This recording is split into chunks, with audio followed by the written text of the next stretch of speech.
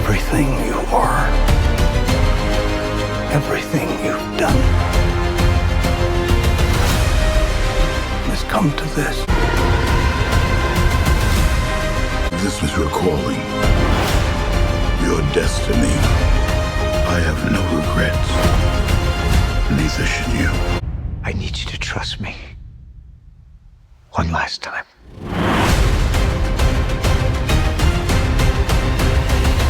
Mission Impossible: The Final Reckoning is directed by Christopher McQuarrie. It is the 8th installment into this Mission Impossible franchise and is a direct continuation of Mission Impossible: Dead Reckoning, which came out in 2023. This movie is also my #1 most anticipated movie of 2025, so you know I had to be there on opening night. I watched this movie on the biggest screen nearest to me. I had a big tub of popcorn, and I did what Tom Cruise asked us all to do one last time. I need you to trust me. One last time. And trust in him I did. Had a great time with Mission Impossible: The Final Reckoning. Let's do the review. Here we go. That is one big pile of shit. No, I shot him. Bullets in the fall killed him.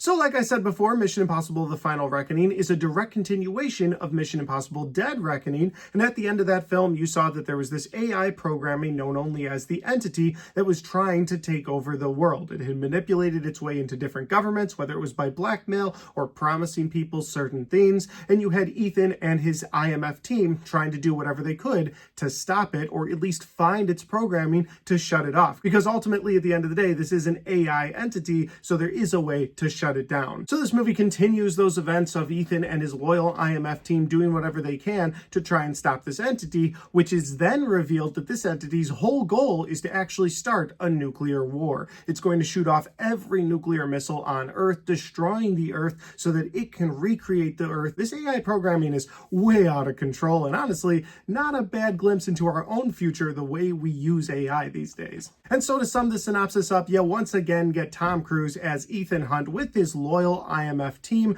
trying to stop this entity, trying to save the entire world, and you know they're going to do a bunch of crazy stunts along the way. One of them in a submarine, one of them between two planes. You get to go on this globe-trotting adventure one last time with Ethan and his team, and that is the best synopsis that I can give you for Mission Impossible: The Final Reckoning. I know it seems like a quick synopsis, but ultimately this is one that you guys should definitely experience for yourself. I don't want to spoil anything for you, and honestly it's a continuation of Dead Reckoning, so I'd just be going over plot points that you've already seen, because again, it's just a continuation. So with that said, if that sounds like a fun time, this movie is currently playing in theaters. I would highly recommend you check this out on the biggest screen possible. Now I am going to get into my positives and my negatives here in a second for Mission Impossible: The Final Reckoning, but before I do that, if this is the first time you found my channel, well, I would love for you guys to hit that subscribe button. Check out all the different content on my channel, whether you like movie reviews, Blu-ray talk, ranked list videos. I've got a little bit of everything on my channel. Once this review is out into the YouTube universe, I will be putting together a Mission Impossible full ranked list of all the movies from worst to best in my own personal opinion, so be on the lookout for that. All right, let's get into my positives and my negatives for Mission Impossible: The Final Reckoning. My first positive for this movie has to be the cinematography. This movie looks absolutely beautiful, whether they're in the deep ocean or they're in Alaska or they're in a jungle area. The locations that they picked for this movie, the way this movie is shot, looks absolutely gorgeous. It is a feast for your eyes. You should definitely watch this movie on the biggest screen possible because it is absolutely beautiful to look at. My next positive is going to be those crazy stunts, getting to see Ethan and his team going on these different missions throughout the film, like they always do in the Mission Impossible movies, whether they're going to a goal and something happens, they have to switch up their plans last minute just to get to the end game a different way. Watching them go through these scenarios, but more importantly, watching Tom Cruise put these crazy stunts on the big screen. Like, I understand he wasn't actually at the bottom of the ocean inside of a submarine. They had built that out, but that still was him inside of that rolling submarine and him trying to get out of that rolling submarine. That was a crazy scene. And then there's the scene that you've seen in the trailers with him on a plane. Now, I won't ruin that scene for anybody, but that is a crazy stunt that he does there as well. So if you're there for Tom Cruise doing crazy stunts, well, you have not seen him do his craziest stunt yet until you've seen this movie. It's absolutely wild to me that him and Christopher McQuarrie keep coming up with these crazy stunts and they keep bringing them to the next level in each one of these movies. My next positive for this movie is going to be the nostalgia that is baked into this film for the fans of the entire franchise. Like, you don't have to be a fan of the entire franchise to enjoy this movie, but watching this movie as a fan, as someone who's watched all of the movies so many times before, all the different callbacks that they give you, especially to part 1 and part 3. There's something about part 3 that's always bothered me regarding the rabbit's foot that they finally clear up for you in this film, and I was so thankful of that. I absolutely loved the callbacks throughout this film,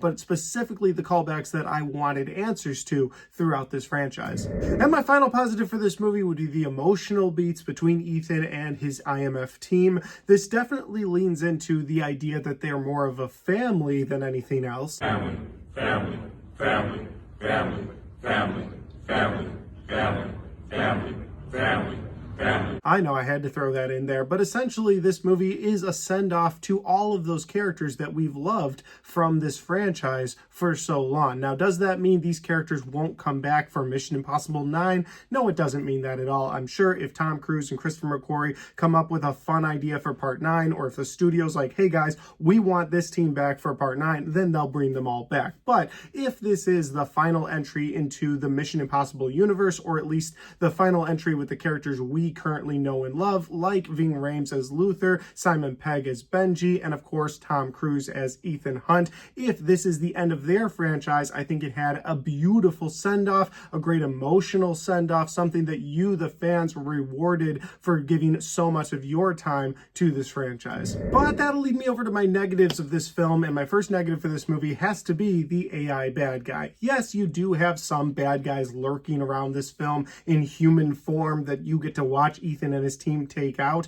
because otherwise it would get kind of boring if they were just going after this AI entity. But to make the big bad of not only Dead Reckoning, but the final Reckoning, this AI entity, well, that just didn't do it for me. To me, it's one of the weakest villains in the entire series. Yes, it wields a lot of power, but as far as on-screen power, I wasn't intimidated by it at all. And that's something that this franchise has done so well with over the years. Even Mission Impossible 2, which I believe is the weakest entry into the franchise, at least that movie had a villain that matched Ethan Hunt's abilities. And so you, the viewer, got to watch that villain versus Ethan Hunt, and you were like, okay, it's these two guys, they can kind of do what each other can do, and so you have a little bit of fun with that. But in this movie, it's just this AI entity, and that's not something I've ever appreciated, especially when you take a look at some of the greater villains in this franchise, whether it's Owen Davian, Solomon Lane, or even Henry Cavill's character from Fallout. I thought all three of them were so much better villains throughout the franchise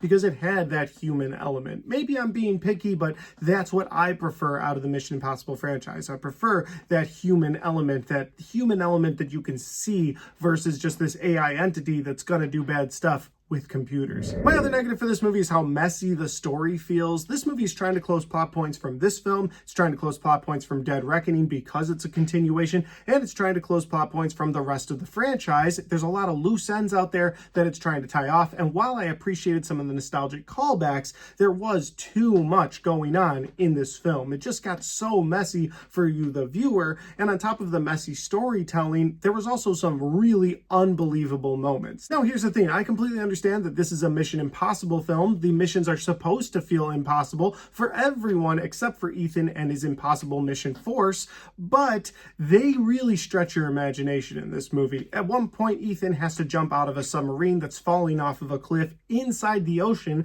and to do that, he has to take off his bodysuit. His bodysuit was the only thing sort of regulating his temperature, so he starts to freeze immediately and float to the surface. When he gets to the surface, it's of course a block of ice, so he can't like just get up to the surface and start breathing, and they have to cut him out of that exact position. And they kind of explained that away beforehand, but with all the things that sort of go wrong on the other missions, the fact that they were able to pinpoint his exact location, cut him out of that ice perfectly, and get him to safety, it just really stretches that believability. Now, all the stuff they do in the planes, that's some crazy stunt work, and you know what, I had a lot of fun for it. I'm not going to knock the movie for that, but there's other things throughout this film that just feel like they were really trying to stretch the story that they had by filling in other things. There's a moment with the president and several of her cabinet members as she's deciding whether or not she wants to go to nuclear war, and they create tension there. And it's just like, at certain points of this movie, it feels like you're creating too much tension. There's already so much on the line.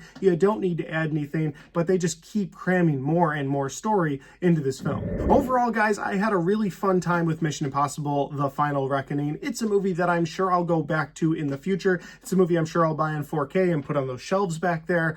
But this is a movie that I really liked, but I didn't love. And I hate to say that. It really pains me to say that this is not my favorite movie I've seen so far this year. Is it in my top 10? Yes, for now it is. I had a really fun time with the stunts in this movie, had a really fun time with the emotional work in this movie, but I think the story really holds this movie back for me, and that's a shame. I wanted to come out of the theater saying, this is my favorite movie of 2025. Let's go back to the theater and watch it again. But for now, it's a movie that I'll wait on. Like when it's streaming or when I have it on 4K, this is a movie I'll watch again in the future, but it'll be some time till I feel the need to want to watch it again. So would I recommend this movie to people? Well, I'll say this. If you're a huge fan of the Mission Impossible franchise, absolutely go check this thing out. There's enough emotional beats between the characters that you've come to love over the years that I think you'll really enjoy. Tom Cruise is doing some crazy stunts throughout this film that I know you'll enjoy. There's some fun action scenes throughout this movie. So yeah, if you're a big Mission Impossible fan, definitely go check this out on the biggest screen possible. If you're just a casual action fan, I would say yes, check this movie out in theaters as well. I think you'll enjoy the action scenes, some of the stunts that they do,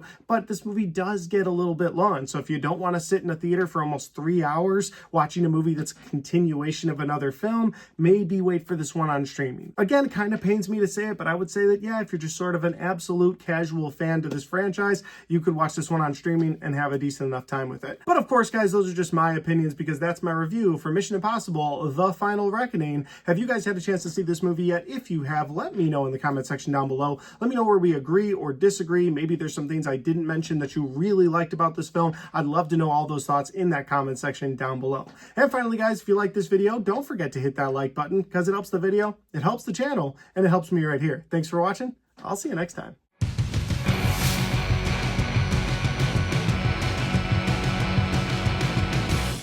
Alright guys, we got to the end of my Mission Impossible: The Final Reckoning. A little disappointing to me, but maybe I just had it overhyped in my head. Maybe making it the #1 most anticipated movie was a bad call because in my head it just needed to do all of these things and it didn't do everything.